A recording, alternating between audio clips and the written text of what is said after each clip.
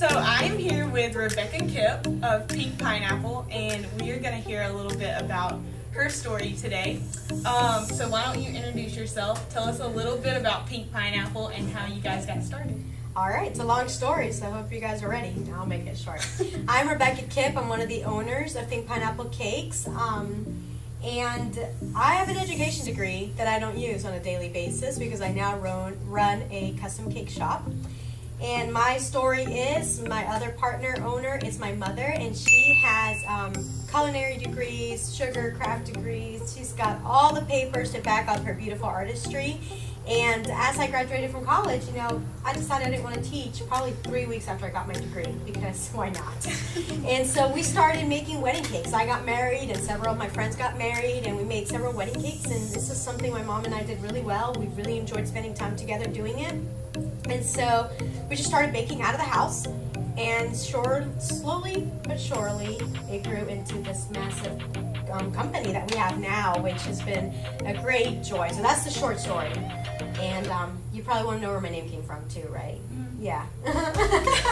So we're named Pink Pineapple Cakes. We're named Pink Pineapple after a beach house in Ocean Lakes here in Myrtle Beach, which unfortunately is not pink anymore because they broke our hearts. But we used to live in Ocean Lakes in this little tiny house when there was a very hard time in our lives. And the house next to us was your typical big old beach house, had family busting out of it. It was pink, and it was called Pink Pineapple.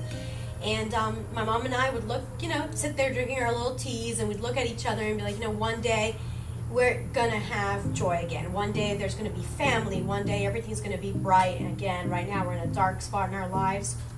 And so when we got out of that spot and everything seemed brighter and funner again, and we decided to open this beautiful company, we're like, what do we name it?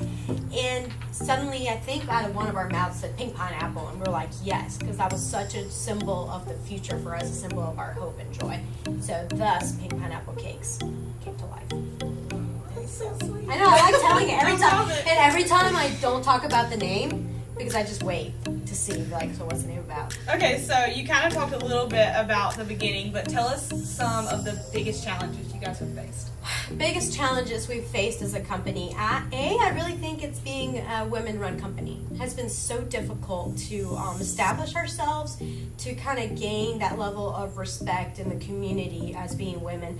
Secondly, we have morphed from, we started as a cafe serving breakfast and lunch and coffees and stuff, and that was super challenging to kind of educate the community, that there is a higher standard of pastries, there's a higher level of food, and there's certain, to a point, I think that we're a little bit ahead of our time, and so we closed that down and became just this custom cake shop. And within that has been a whole different set of challenges. Now we're working with brides, with event planners. So the learning curve on that. We can make cake all day, but learning how to maneuver in the wedding industry has been a challenge in a good way. We've learned a lot of lessons. So That's good. double whammy challenge.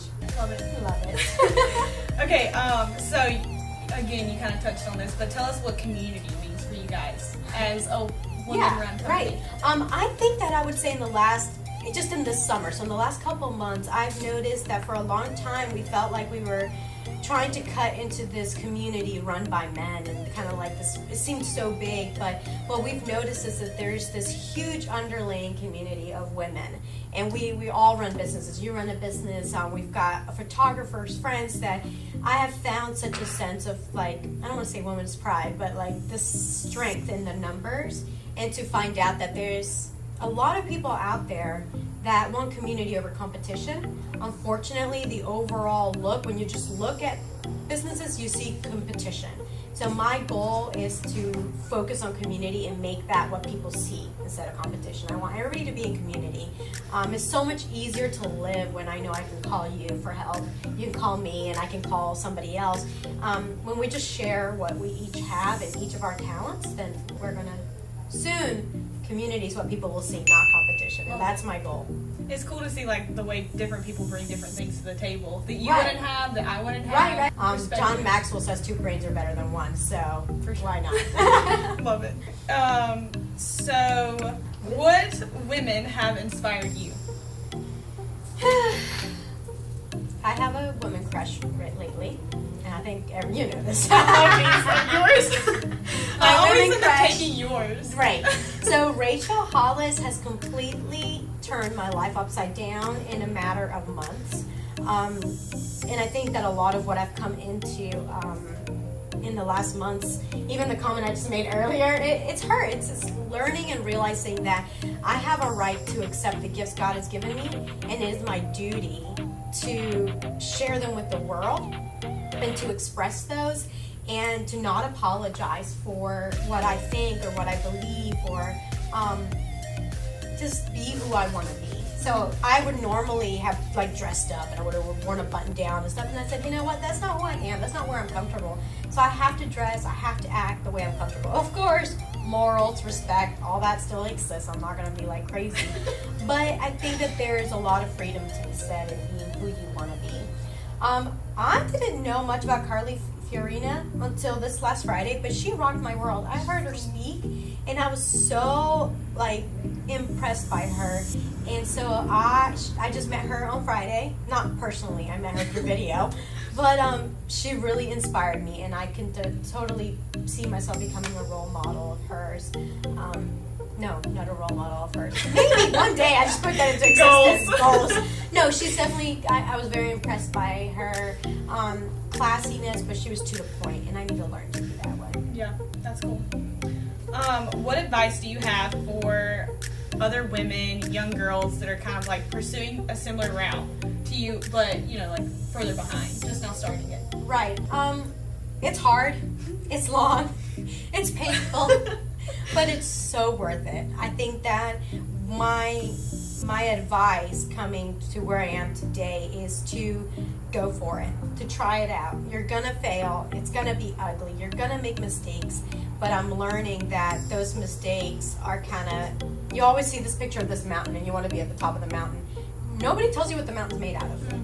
And the mountain, y'all, is made out of mistakes and failures and bad ideas and good ideas. It's this huge mesh of everything you've done right, everything you've done wrong, and every lesson you've learned. Oh, that was so I good. know! We're gonna use that with a little quote around it. Rebecca Kipp. Rebecca Kipp. But what nobody tells you what the mountain's made of. They just show you this big mountain, or you show yourself this big mountain of all the dreams and hopes and aspirations that you want to attain.